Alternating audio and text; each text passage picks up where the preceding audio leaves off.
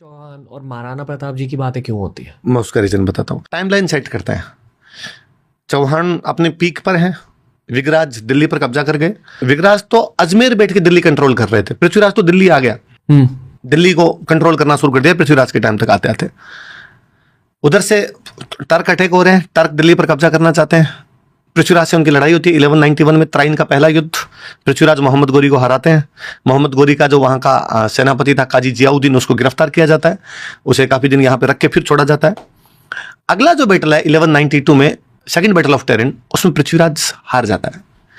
गोरी दिल्ली पर कब्जा करने में कामयाब हो जाता है। भारत की हिस्ट्री चेंज हो रही है।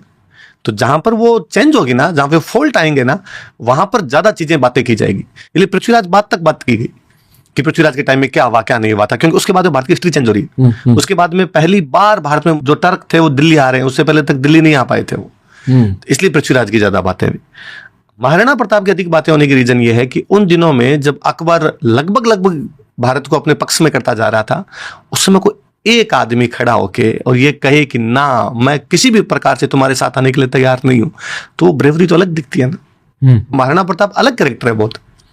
कैसे बनते थे राजा? पहले पिता राजा है, वो मरेगा तो उसका बेटा राजा बनेगा, वो मरेगा तो उसका बेटा राजा बनेगा। यही तो था मोनार्की सिस्टम, यही। तभी हम डेमोक्रेसी लाए।